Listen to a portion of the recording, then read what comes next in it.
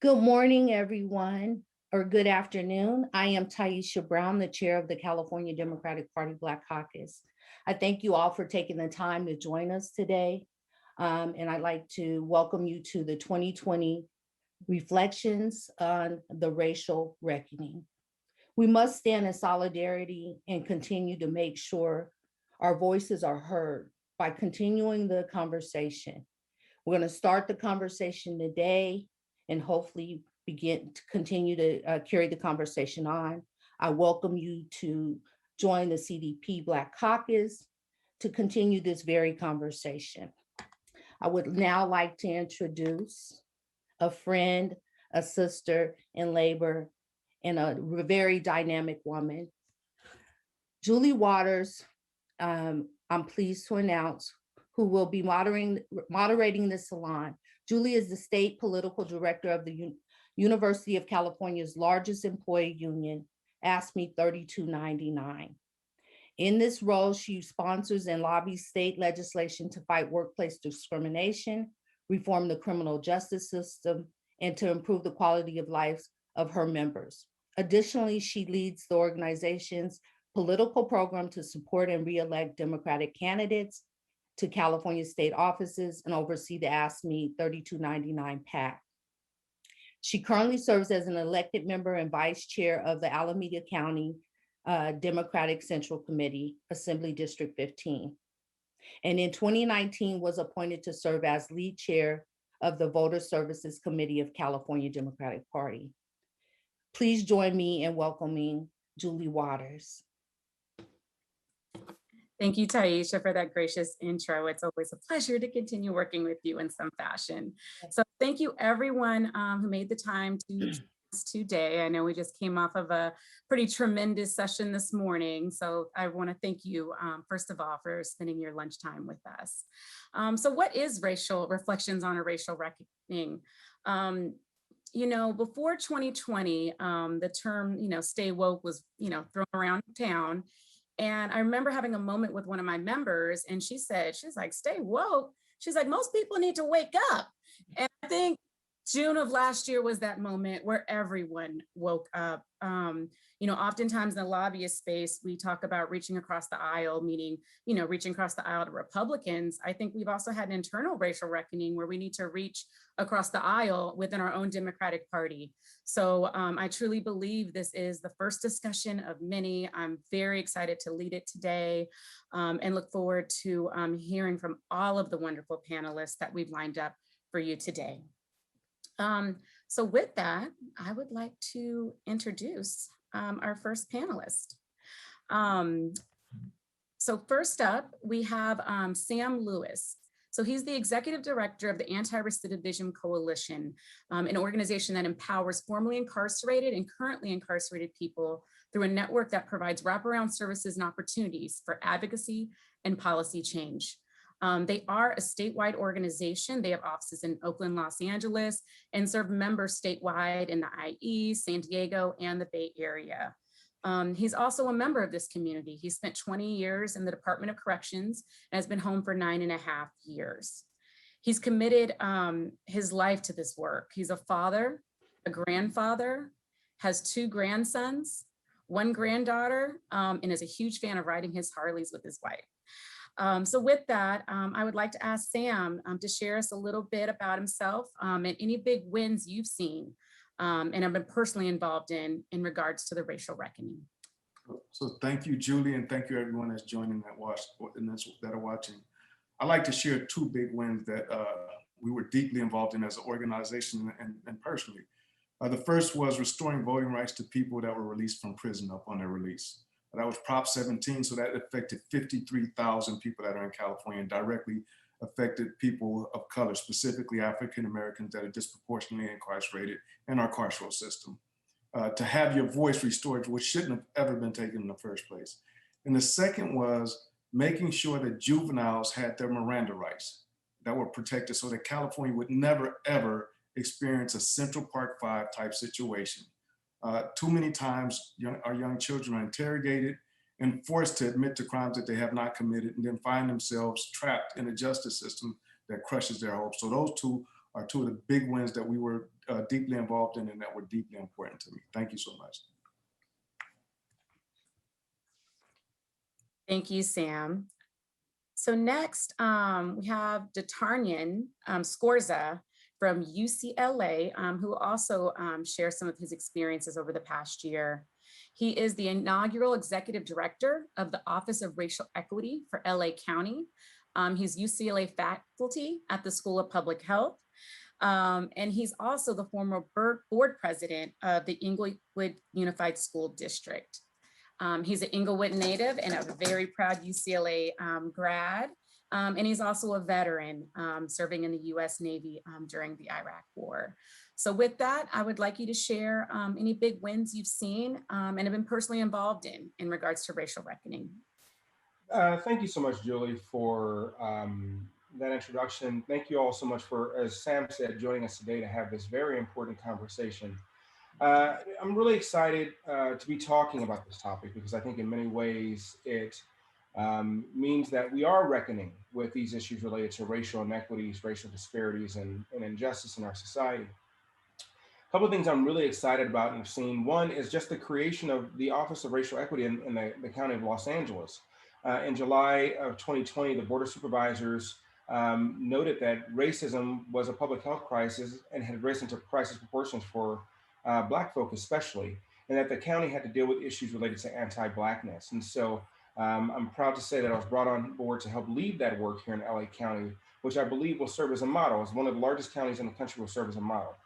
One of the other things that's currently, I think, a win is the state engaging in an effort to create a statewide office of racial equity through the leadership of Senator Richard Pan, through Senate Bill SB 17, which will encourage the state of California to do this at the state level.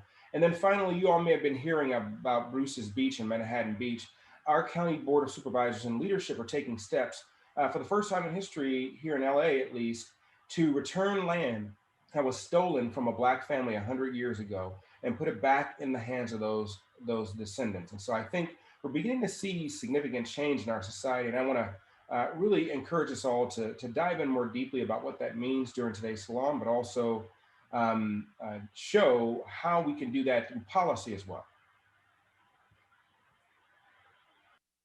Thank you. So next, I'll call up to the virtual stage, Tisa Rodriguez. She is the chair of the Riverside County Democratic Party.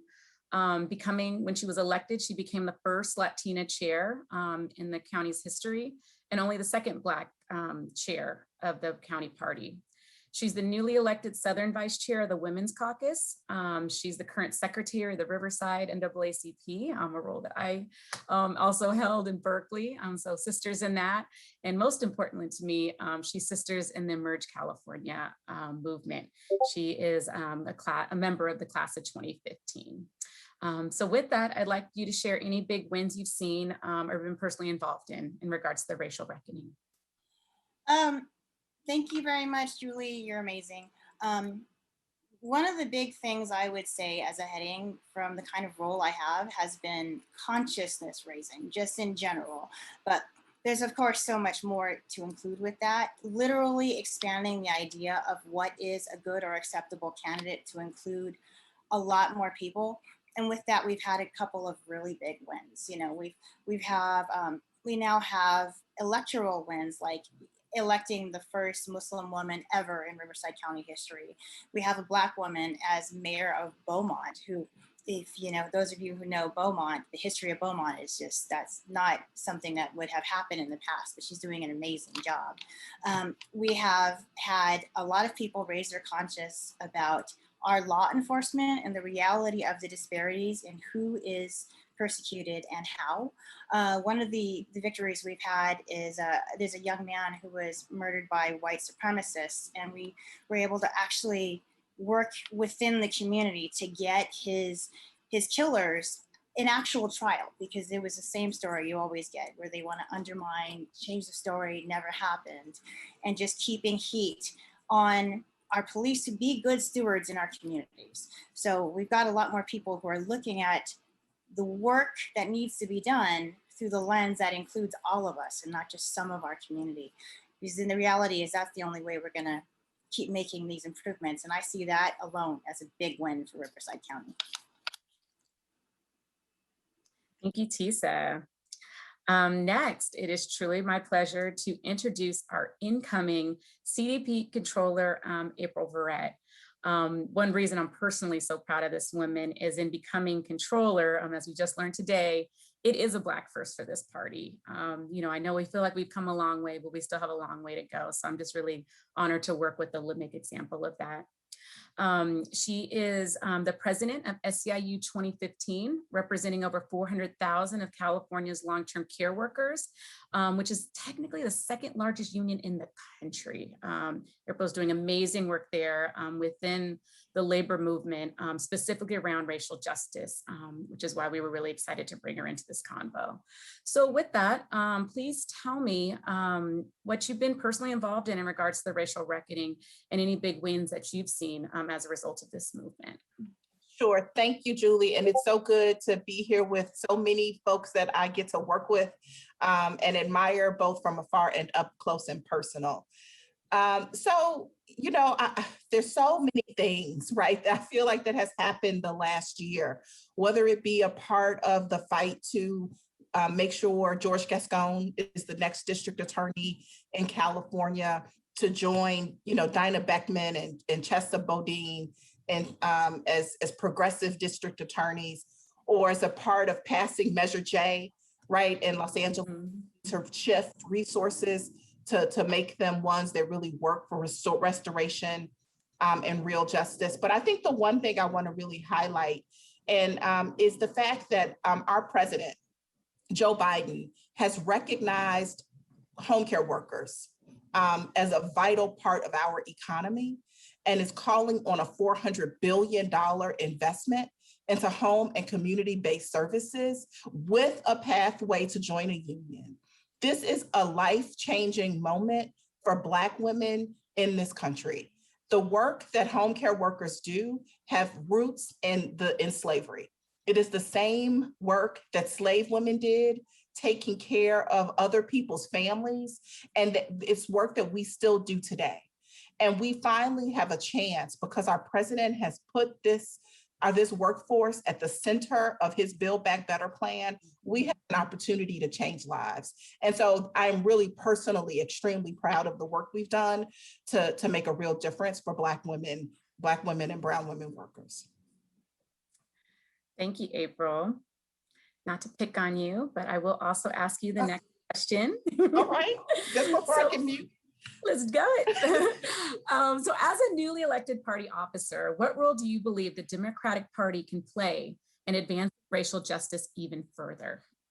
Yeah, it's a great question. And I believe that our party can be a model, right? We have talked a lot about, you know, equity, about being anti-racist. I talked a lot about it during my campaign. And I am intent on making sure our party is actively anti-racist every single day. And our party can be a model for other institutions, right, for other organizations, for corporations, and be a model for what does it mean to be actively anti-racist, to have policies where each individual that's a part of that party, a part of that institution, needs to look at themselves and say, what am I doing today to end systemic and structural racism? What is our organization doing today to end systemic and structural racism? And so I'm calling on our party to do that. It's not easy. It takes a lot of hard work. It takes a lot of self-reflection and being honest with your own bias and how you perpetuate systemic and structural racism. But I know if we can do it in our party, one of the most powerful institutions in this state, it can really set the stage and challenge others to follow behind us and do the same. Thank you, April. And I think we can get there, especially with you at the helm. I'm so excited. So Sam, next question. We've seen a number of criminal justice reform efforts succeed lately.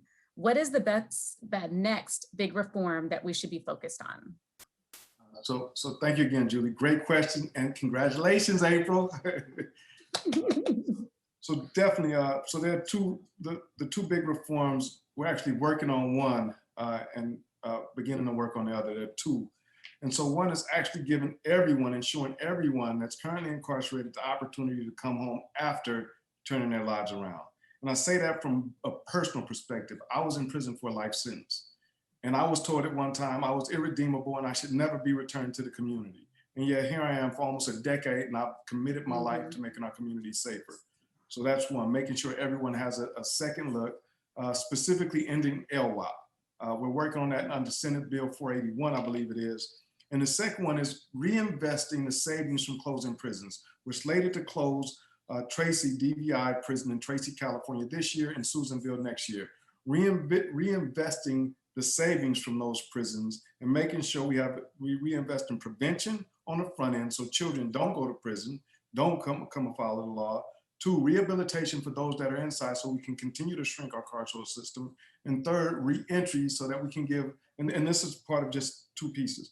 And 3rd, re-entry so we can make sure that people have realistic ways to transition from incarceration and to be able to have great jobs, such as union jobs, which is one of the things we do. So those are the 2 big pieces. Reforms to make sure people have a second chance to come home, and 2, reinvesting the money from the savings from shrinking our carceral system. Thank you, Sam. D'Artagnan, you've done a lot of work with young people involved in the criminal justice system and are now the racial justice lead for LA County. What's your take on how the racial reckoning has impacted young people specifically? And what is one thing you plan to focus on to maximize the moment for them in your new role? No, that's a great question. And again, Sam said it, but April, congratulations. It's so good to see you in this new role. And really happy. One, as a party delegate at some point as well, I just know how hard it is to make that happen. So kudos to you. And this is good for our party to have you in that leadership position. So I just want to lift you up. Yes, I've done a lot of work in LA. Before I became the executive director of racial equity for LA County, I led and founded an organization out of Inglewood that has grown nationally and worked with young folk who are formerly incarcerated and are on probation to exit those systems and move into opportunities such as post-secondary, college or trade school or gainful employment. And one of the things that my young folk, I remember when we all saw what happened with George Floyd, we immediately, like within a day or 2, pulled those young folk together and had some conversations. And they all said, we want to lead this movement, right? We want to lead transformation in our society. We want to make sure that this doesn't happen ever again. And one of the things they said is, we can't go back, Dr. Scorza. We are not going back. We're not going back to those days, and we're not going to let it happen. And so one of the things that I've been committed to doing in my office is making sure that we lift up youth voice. We have what's called a youth commission that's working to bring in young folk with lived experience to inform the practices and policies that we engage in the county. We're launching what's called a countywide racial equity strategic plan. We're going to have a robust community engagement effort with young folk leading at the table, right? Like you can't solve these problems. You can't be actively anti-racist, which is to undo many of the policies and the practices and the procedures that lead to sort of racial disparities and outcomes in our society, if the people who are affected by those issues are not at the table, right? They have to be centered. Their voice has to be lifted up. And so one of the things that I not only intend to do, but will enact and are already enacting, is ensuring that our young folk and folk with the experience to help guide the work that we're doing in the county are informing those efforts, are informing our policy development, are informing the strategies that we enact through this countywide racial equity strategic plan. Thank you. My next question is for Tisa. Riverside County is much different than really both Alameda and LA County politically, but it's home to a good amount of the state's Black population. How do you navigate the politics of advocating for racial justice in a purple district? So here's the really funny thing about Riverside County. And in some ways, my Congressman Mark Chicano can actually explain this so much better than I can, but it's population-wise, we've got more population combined than several states in the middle of the country. And geographically, we're enormous. We're just this huge, massive county with all these different pockets of population. And we have, in some quarters, we have this understanding that kind of all the Black people are in one area. That's not true at all. I talked to Black activists from all over Riverside County. I talked to Black activists who are in Hemet, that is still officially classified as a sundown town, and there's a lot of work remaining to be done there. In Marana Valley, you know, where there's a lot of problems with environmental justice and, you know, and building warehousing too close to minority communities, especially where you have a lot of Black teachers that have moved into the community and just want to have safe housing. But, you know, and then Black families out in the desert that have historically had different kinds of problems. So in navigating all of these conversations, the biggest thing is really just bringing people together, because the odd thing about Riverside County is being Black in Riverside County is not like being Black in a lot of other places. It's its own kind of unique culture. In a lot of ways, we're still very wild, wild west. We don't like to be told what to do, like a lot of local centric conversations and things to come. So all of the conclusions and all of the activism has to come from the ground up. You can't have someone come in and say, I know what the answer is, here it is. So I spend a lot more time listening than talking. You know, these days especially, I have a lot of anti-slavery conversations, because that's one of the things our Board of Supervisors is taking, is considering a stand on, and you wouldn't believe the number of pro-slavery people who will just come out and say, what's wrong with that? You know, that hyper local conversations sometimes with just a small handful of people leads you to a lot more people who just didn't feel comfortable having the conversation. So you can only truly navigate it by listening. Pre-pandemic, driving a lot, but during the pandemic, being a lot on Zoom and listening to a lot of what's going on with people in their individual communities, because the range is kind of a microcosm of the entire country. I would love to be able to comment on, Tisa, literally ARC is involved in ACA 3, which is Assembly Constitutional Amendment to remove involuntary servitude from the California Constitution. It's language that has no place in our Constitution or in our country. And I've heard the Board of Supervisors from Riverside, it's ridiculous.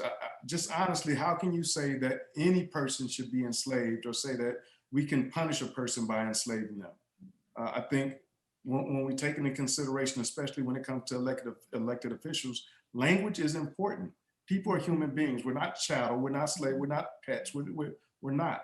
And so language like that has no place in our Constitution. And I think California should lead the way in demonstrating how the rest of the nation should follow, in terms of not only removing that type of language, but also having real pushback on people that are supposed to represent the best interests of the people of California. And one of the weird problems we're having with that issue is you would be surprised at how many people just assumed that this wasn't a current problem, that this was not something that was currently enacted in law. Just, you know, just not a thing. And I think that is also probably a wider problem in this country, is that there are so many things still happening that people assume were dealt with. Like the civil rights era happened and it's over with. And it's like, no, guys, come on. If it's still on the books, it's still happening. You just can't see it in your neighborhood, you know, and sometimes because your eyes are not open to look. And that the silent majority of people just going about their lives and not looking at the issues is kind of the bear, those conversations. Yeah. Julie, if I may just jump in here, this is fascinating that, you know, and disheartening, right, that we still have to talk about the use of slavery, right, in 2021.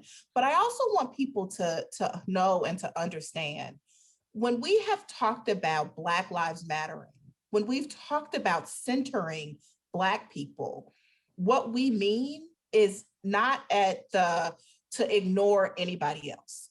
But I do believe that if we center Black people and how we think about our policies, we solve for everyone, right? And Black folk is not a majority of anything anywhere in California, right? It just is not. The numbers don't work that way. But if we solve for a Black population in our education system, because our children, you know, suffer the most from a poor education. If we center Black people in health policy, because Black folk often suffer the worst health disparities in our state. If we center Black people in how we think about restorative justice, and reforming our criminal justice system, we solve for everyone. And so, because when we think about homelessness, right, Black people are disproportionately more houseless and more homeless than anyone else in our state. And that is just the reality for the Black community in California. So if we solve for those who are faring the worst, we lift all boats and we solve for all of us. So when Black folk come together and talk about centering Black people, we are not talking about ignoring anybody else. Our community has always been one with open arms and open hearts, and we continue to lead from that place. But we know that if you solve for the worst of us, we solve for all of us. Yeah, I couldn't agree more with April. And I think what April is proposing is this idea of not only what it means to be anti-racist, i.e. finding those policies, but really equitably distributing resources. And Tisa and Sam, even with your comments, right, about this idea that we're dealing with slavery in 2021, right? Like, if we just look at the purpose of slavery, slavery was all about one group of people exploiting the labor violently of another group of people so they can make themselves wealthy, right? They had to try and create race as a social construct to attempt to morally, which you cannot do. It is a morally bankrupt concept to try and justify their ability to enslave another group of people. So if you think about that in the context of our carceral system, and how people incarcerated are used to earn income, or used to, make license plates, or used to do all kinds of things, right? There is an economic incentive that we don't often think about that, goes into, in some cases, incarcerating people and using slavery as a tool to do that still. So I think that there are some ways that we have to, reimagine, reframe, rethink our systems and move away from the structures, these vestiges that continue to lead to the disparate outcomes that we see today in our society, and do what April said and repair the harm, but move the resources to where the need is. Because if you do solve for the needs and the issues that Black people are facing, if we solve for concentrated and accumulated disadvantage, then there will be universal benefits. In fact, it is estimated that if we actually did that work, we can improve our economy by $5 trillion. There'll be a $5 trillion improvement if we helped to lift Black folk up out of poverty and invest it in Black communities. That's how powerful of an impact this could be. And I just have to put a pin right there, because both you and April hit it right on there. When you do this for the least of us, it benefits everyone. And Jesus said in the Bible, Matthew 25:40, when you did this for the least, you did it for me. And so when you, and right now at the bottom of the totem pole, so to speak, are Black people. And so if we uplift and center it around Black people, it's gonna push everyone else up. It helps all of us. And so, as April said, we've always been a community of open arms, forgiveness, and welcoming. So why would we not want to do this for the least of us? May add, sorry. If I exercise presenter privileges and also add and continue us to the next section, because we haven't really talked a lot about policy. And I think the biggest gain that you get by uplifting people, specifically in elected positions, is we see things that other people cannot see. Many people don't know that residential zoning laws were literally discrimination laws. The first zoning law in the nation was in San Francisco and Pacific Heights, because these Chinese bathhouses were opening up in a solely white neighborhood.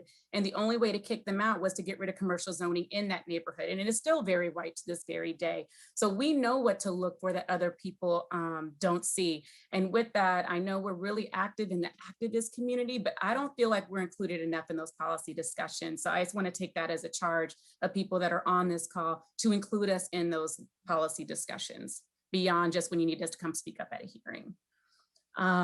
So let's jump into the next question, because I would be remiss as a labor leader if I did not acknowledge that today is May Day. So I did want to ask you about essential workers, many of whom I know the majority of my membership are people of color. So what do you think has changed for our workers, and for the better or for the worse, during the past year? Yeah. Julie, happy May Day, everybody. First of all, I would say everything has changed and absolutely nothing has changed. right? Essential workers, got all of this love, over the last year. Some of it real love, and some of it, just mouthpiece kind of love, right? And so I think what we have to do now is say essential workers have always been essential. And essential workers have been largely unseen. I often say we have been devalued, disrespected, ignored for far too long. And so in this moment where we want to lift up essential workers, let's really invest in protecting us and respecting us and paying us, and giving us our fair share. And so everything has changed in that we are seen, but nothing has changed in that, far too many essential workers still live in poverty. Far too many essential workers, even a year into this pandemic, go without the PPE that they need to keep themselves safe and the general public safe. Far too many of them have not had not 1 hour worked and gotten hazard pay for the work that they continue to do during this pandemic. Far too many of them still don't have the right to form a union. Right. And so if we really want to treat people as essential, we really want to pay them back and respect them for what they've done, let's unrig the system and give them due in all the ways that they deserve. Mm-hmm. Thank you, April. So next, D'Artagnan, I'd like to ask you about collaboration. So I am an East Oakland native and I'm here today. And I know we've had a racial equity office for a little while, and I know they've popped up for quite some time. I know BARD has one. So they've been in other areas for a while, and I know you all collaborate to create the best policies. So you tell me a little bit about some of your collaboration work with other racial equity offices in the state or around the country?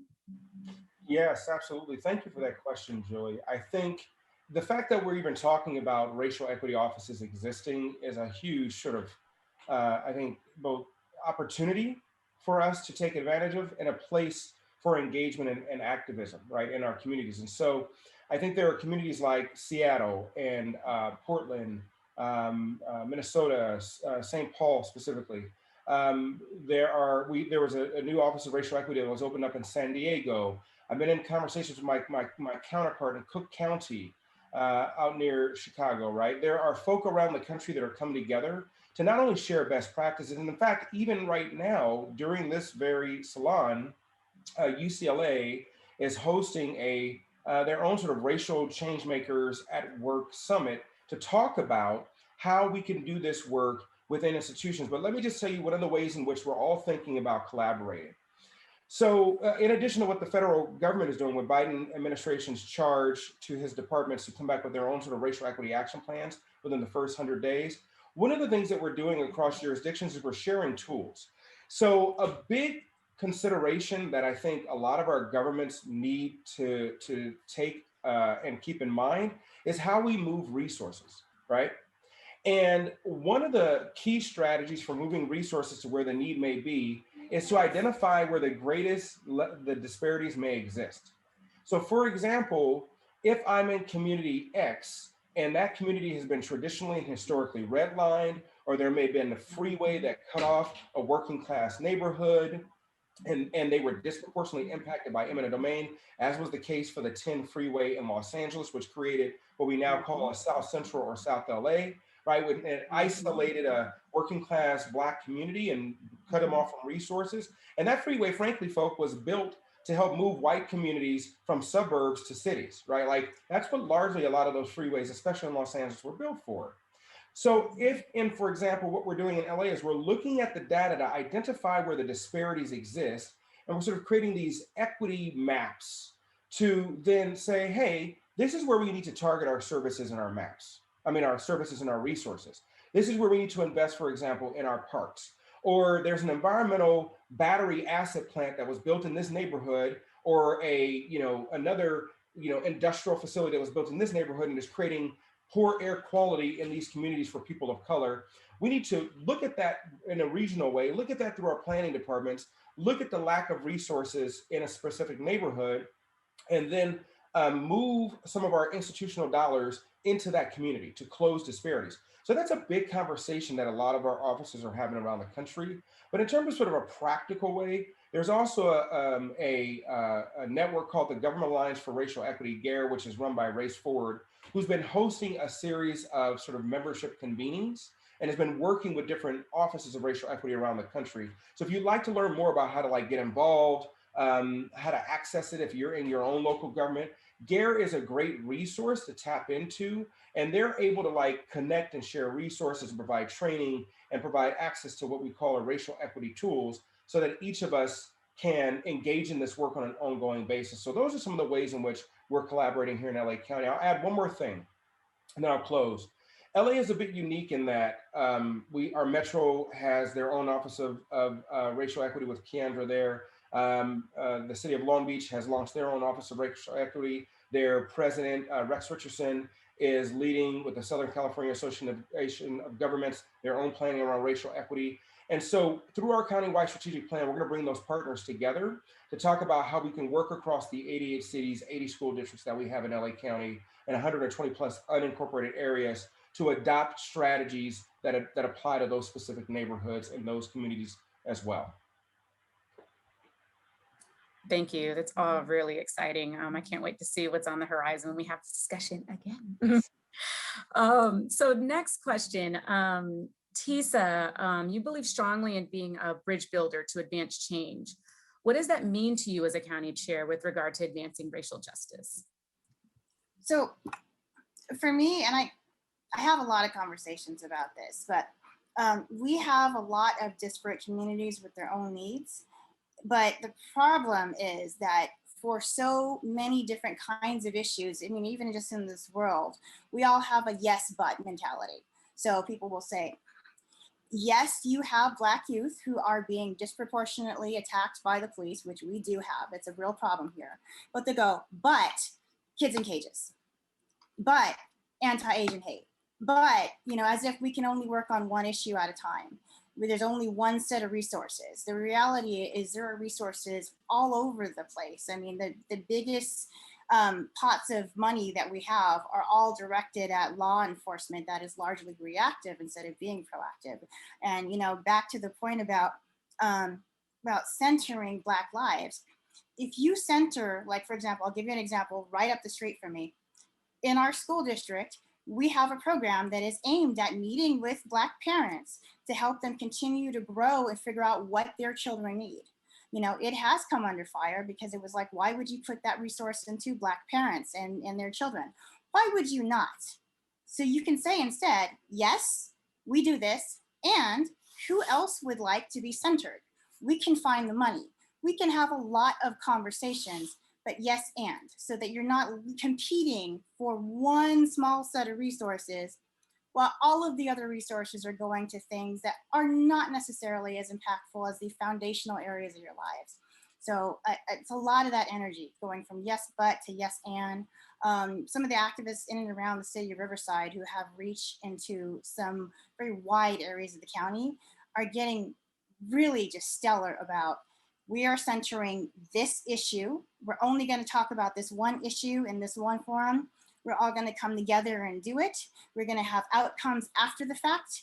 And then, you know, next week we may have another, but we're going to keep those outcomes going, make sure that we keep growing. And that's kind of the shift that I feel is like the need to call people back and say, look, you lose nothing. You lose nothing by having Black men survive. You have nothing to lose from that. And in fact, your husband, your son, your nephew may also have a higher chance of survival. And just kind of reframing that, I think, really helps to bridge and get people on the same side. Because like I love to lecture a lot of my members, but they've heard it too many times, is we have to have the same conversation. We can't be talking past each other. We have to have the same conversation. And we have to have some ground rules about what that conversation is. Otherwise, we're not going to do anything. Thank you. That's a very important point to make. So thank you wholeheartedly for sharing. So our final question of the day, we actually may have time for a follow-up, but I really want us to dig deeply into this question. So please take your time with your responses. We do have it. What does success look like to you? from your vantage point, how will we know if we successfully advanced racial justice? And D'Artagnan, you look ready, so I'm going to ask you first. Or maybe you just stay ready. I was like, ooh, that's a big question.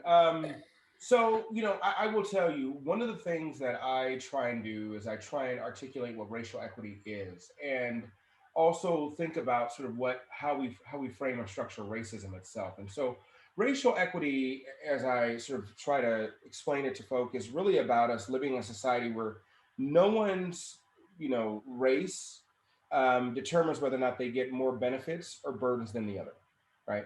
So what that essentially means is that race no longer becomes a factor. I'm not talking about colorblind racism. I'm not talking about denying people their ethnic history or heritage. I'm saying this false social contract that was used to justify the enslavement of people is no longer a factor to determine whether or not you live longer or whether or not you get access to good health care, right, in your neighborhood. So for example, we know that Black women, regardless of income, are more likely to face maternal and infant health issues, right, irrespective of their geography, right, around the country. I mean, we saw what happened to that university doctor during the COVID period who complained about her own symptoms, and she was a doctor and still was mistreated, right, and led to her death 3 weeks later, right? The challenge is that, and what we're trying to accomplish, at least here in LA County, is by achieving racial equity, we can close disparities. We'll no longer have this, you live in this neighborhood and you get 10 more years in your life versus living in that neighborhood. Or Black folk are the most disparately impacted group of people facing homelessness or houselessness in LA County or in our country, right? That won't exist. Furthermore, what it looks like and what racial equity would be is a point in our society where we're holding ourselves to a higher standard, right? Where we're not only sort of reimagining and re-envisioning sort of what community safety looks like, what sort of economic opportunity looks like, but fundamentally thinking about what a good life is. What does it mean to thrive in the context of your environment?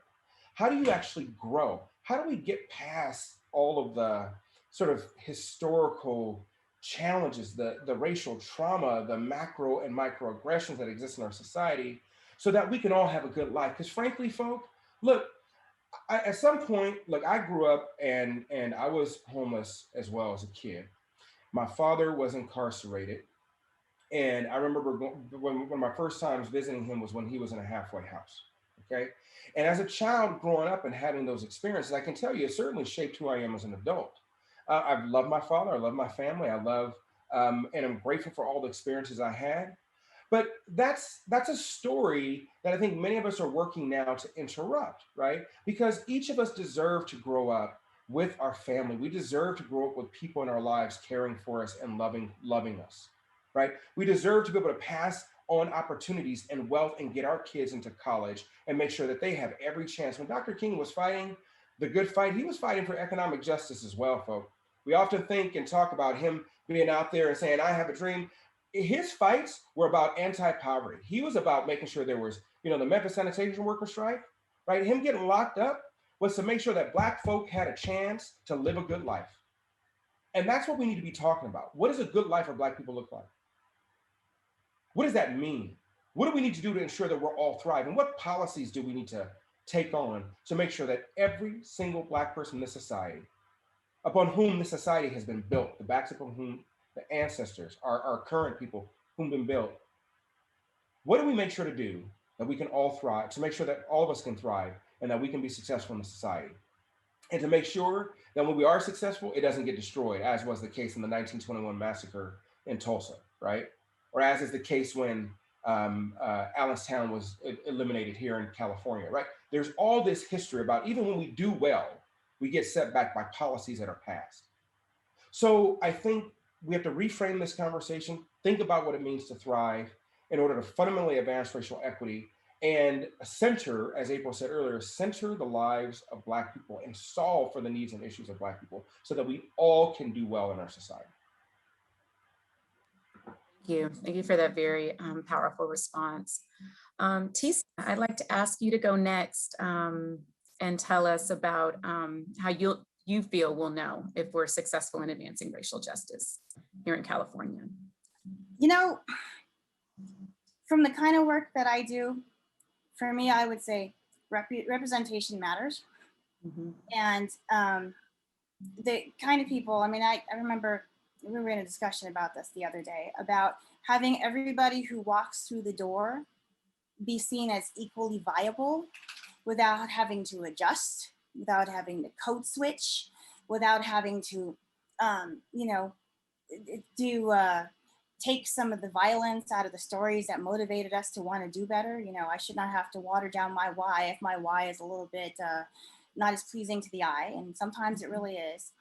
And that's important that we all keep working on this idea that everyone can do a great many things. One of the things that makes me sad about working with Black women is literally, if you look in the back of every room at everything, we run stuff. It's the woman who is like doing the hard work, the paperwork, the running things around, setting things up, moving things around, directing the room, like running things in the background. But I can tell you, when I go talk to that Black woman who's probably been doing it for 20, 30 years, she's never been asked to run for office. Like, no one would ever think to say, maybe the person who's been running things for 20 years should be in city council, should be on the board of supervisors. They never think of these things. You know, maybe the Black man who's connecting people and working with the churches and who's like helping to kind of bring the community together would be that person. No one's asking those people, you know, and I'm like asking and they're like, whoa, no one's ever asked me that before. And I'm like, really? My God. So, you know, I'm like, I'm just going to go around telling people who, when I see that you should be running for office, I'm going to ask you, and I'm going to tell other people that they need to be asking you too.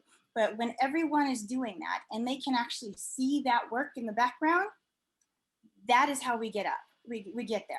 That's how we get equity, you know? I mean, and one weird point is that that's what happened to me. People just were like, oh yeah, you've been here, sitting here doing the work. Maybe you should actually run. It took a few years, but a few eagle-eyed people were like, okay, you need to do this. And I'm like, yes, but I have a lot of sisters too, who I can see them. And it is crazy the amount of work that we will do to make something go smoothly so someone else can get all the credit. And then we go home and make dinner and call it a day. And it's equity when that person gets just as much of a chance as you know, all these special people who are just like up in front speaking. You know, the person who does 80% of the work also gets asked. Thank you, Tisa. Next, I'd like Sam for you to share your thoughts on how you feel what success would look like in California. So in California specifically, because I also have a view nationally, and here are some facts for numbers. Black men are sentenced to death more than anyone else. Black men are sentenced to life without the possibility of parole more than anyone else. Sentenced to life more than anyone else. 3 strikes more than anyone else. And that's just a fact. And so as I've watched our carceral system begin to shrink, I see a direct impact on us. And so one, I see success as me standing in front of Tracy when it's closed, in Susanville, and then another dozen prisons. But understanding, and this is out to many of those that work with us in this field. I'm not an abolitionist. Though my work is in alignment with abolitionists when it comes to prison. And what I mean by that is, and D'Artagnan spoke to this, Dr. Martin Luther King understood how important it was to have a war on poverty. Poverty is one of the root causes of incarceration, because poverty is disproportionately who? Us, Black. And so just to be honest, if I was released from prison today, or if I was growing up in a neighborhood and I didn't have a decent school, a decent education, and all I knew how to do was hustle, to be honest, and I had a kid when I was a teenager, I'm not gonna let my kids starve. I'm gonna do whatever I have to do to make sure my child is fed. And sometimes when I don't know better, I'm gonna make some bad choices, and that's gonna end me up in the carceral system. But what if we reimagined the way resources were pushed out into our communities? What if we reimagined how our schools look? What if we reimagined all these different things? So again, the least of us were provided, and we really did attack poverty. that will have a direct impact on our carceral state. Because people, and I see this every day, people would choose a great job with a prevailing wage in a union to crime any day, any single day. And I say that, again, from personal experience. We put close to 300 people in the union jobs. And I've asked people that were heavily involved with gangs and drugs and all type of criminal activity, have you been back to the old neighborhood? And they're like, I live in the old neighborhood, but I don't have time to associate with my old crowd because they don't want to come where I'm at. I'm like, well, why not? They haven't been reached out to. I go out there, but I don't have time. I have to go to work. I get up at 3 in the morning to make sure that I get to my job. The opportunities have to be presented. And so if you think about it, if I'm having this conversation with close to 300 people that were incarcerated at one time, and they're not breaking any laws, and in fact, are shining examples of what it could be to be a union person, then how about we do this? We double down, triple down on programs that make sure that they reach into our communities, because it eventually becomes cyclical, so to speak. If you think about it, incarceration is a cycle. A child has no father because that father is incarcerated. More often than not, sadly, that child follows in the footsteps. And the reverse is also true. If I'm going to a construction site and my kid sees me putting on a hard hat and some boots, what do you see my son doing? He's putting his feet in my boots and grabbing my hard hat, imitating who? Me. But the main point is, directly to your question, I see success as we continue to close prisons and reinvest that money in training, education, prevention, and intervention so that we can break those cycles, those generational cycles in our communities. And we're doing that. While we're doing that, we're literally attacking poverty. If you take me or anyone else that has a full-time job, let's just look at the rate of return on investment. I cost the state about between $62,000 and $82,000 a year to keep incarcerated. Now I'm paying into the tax base between $62,000 and $82,000 a year for my pay and the taxes that I'm paying. Minus off the $62,000 to $82,000. Now multiply that by 10,000. That's the number of lifers that have come home. The amount of savings that goes back into our communities is astronomical.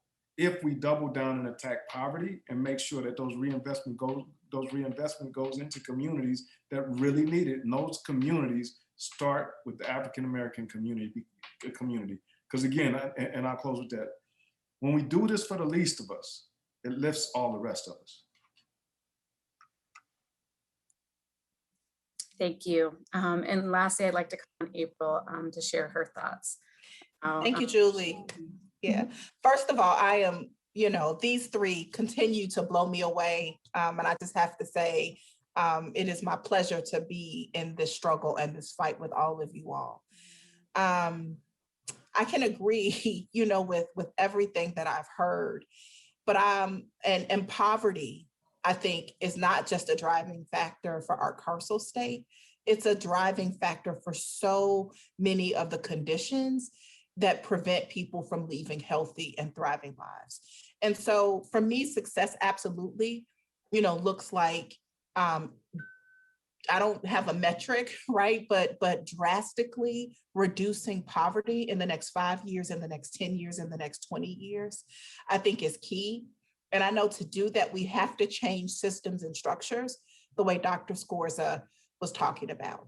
But I also just want to say, and I think connecting this to what Tisa said, I feel like Black people are not seen in our communities.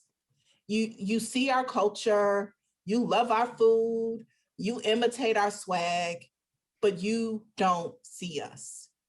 And so success looks like being seen, being respected, and being heard. And for me, on a personal note, success also looks like no child feeling the shame of poverty, the way I grew up feeling shame. We have to re-educate ourselves about poverty in our state and in our country. Children like me were told it was our fault that we lived the way we lived. It was our fault that our communities were crime-ridden. It was our fault, right, that we were poor. I grew up with so much shame And so I want my life to be a part of eradicating that so that other children don't feel that shame, and that collectively as a society, we point the finger where it belongs. Poverty is not the fault of people who live in poverty. It is the fault of a system that perpetuates it. And so Democrats, let's learn not just how to model being anti-racist, let's learn how to model centering and really truly living out equity. It's another one of those buzzwords that we've heard all year. Let's learn how to practice equity so that we can change the systems and structures in our country so that Sam isn't talking about 300 people. Sam is talking about 30,000 people. That's the type of transformational change that's required to move our state forward. Thank you, April. And, just to echo one of the points that you made, because it hit deeply personal for me, the way I see success is being able to walk into any given room and feel comfortable being authentically Black. I grew up in Oakland at a time when the city was Black. It was Black run, all the city council, all the leadership, everyone around was Black. So I went from an all Black setting from elementary school, a majority Black middle school, and majority Black high school where I was the dominant culture, and went to San Diego State of all schools where white became the dominant culture. And it was an extreme culture shock for me. And I'll never forget many of those things I had to learn along the way in dealing with the majority culture. So my dream is very psychological for me to be that same Black girl, any same Black girl that grew up like that, to be able to continue to be that same person and be respected in every setting that they enter. So with that, I'd like to thank everyone. This has been a phenomenal panel and really powerful. And I certainly mean it when I say that this will not be the last discussion that we have. I would also like to ask everyone to provide their information and how people can reach you to follow up or just to continue these discussions. And I would also say, and this is going to be my moderator privilege, to call on our county committees to have these same discussions at the local level, because I think every person that was a part of this panel would be honored to be a part of this discussion. So please don't hesitate to reach out to us to continue this at the local level as well. All right, great. Me at aprilisademocrat@gmail.com. That's aprilisademocrat@gmail.com, or on social media, April D. Verrett. Thanks. Thanks, April. You can also find me at race-equity@ceo.lacounty.gov. Again, that's race-equity@ceo.lacounty.gov, or on Twitter at Dr. Scorza. And for me, antirecidivism.org. That's antirecidivism.org. It'll take you to our website, and there are multiple ways to reach out and contact me. All right. You can, probably easiest way if you want to connect with the party, riversidecounty.democrats.org. I'm also personally on Facebook. I'm on Twitter at Tisa Rod, and you can contact me by email at thatdemtisa@gmail.com. I will include one note. If you come to me and ask me what I can do for you, I will ask you what part of that you're going to be involved with and how you're going to actually help. So unless you're willing to do the work, we can't have the same conversation. Let's do it. Thank you. And I could be reached at Julie Waters, like Maxine Waters, 1T, 99@gmail.com. And you could find me on social media at CJulieRun. Thank you, everyone. This has been a wonderful discussion, and the work continues. This is only the beginning. So thank you all.